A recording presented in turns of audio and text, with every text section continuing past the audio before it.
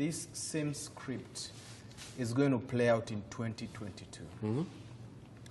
That the voter is going to put in power these thugs again. It's going to be so sad. And then after 2 years, they'll start crying again.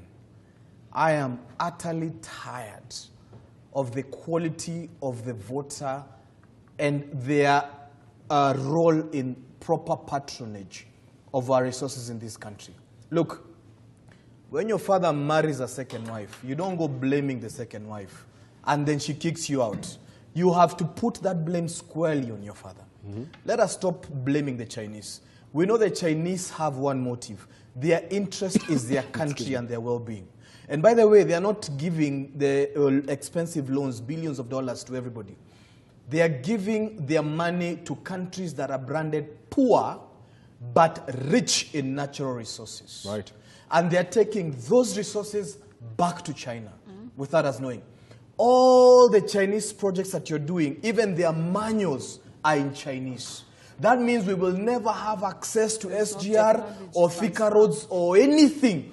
Our people will never work there because they are owned by them. So you're looking, when you see a Chinese project, that is their country in another country. Right. So that is not a give and take no, kind of scenario. That one is theirs for life. Take. And by the way, they are giving expensive loans that the country cannot manage. It is deliberate.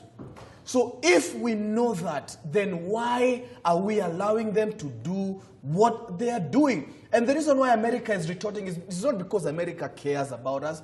It's because Chinese loans are hurting their interest in Africa also. Because they've been here for a very long time. But we can't point something and say that's American, that's British and all that. You understand? They put us, they came by force and conquered Africa. But Chinese now is coming with expensive loans. And our fathers are sleeping with this harlot. And I'm saying that on TV.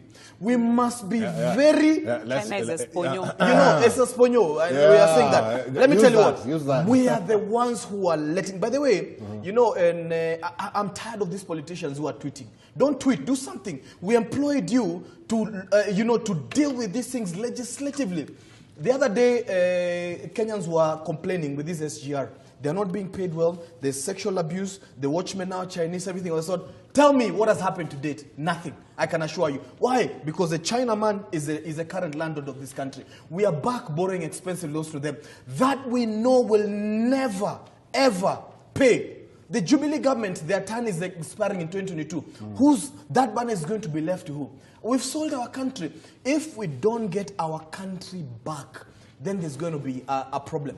And let me tell you what, the greatest issue with this country are several things. Number one, lack of ambitious and visionary leadership.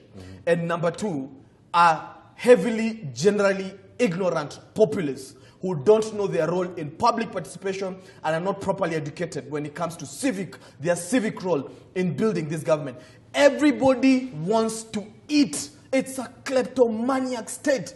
Even that guy who is complaining about fuel here, I mean, the middle class is disgusting. I'm sorry to say that. Because when there's an opportunity to question the president on the patronage of the resources in this country, we are showing him a full tank of a Subaru. We must be a shameless society.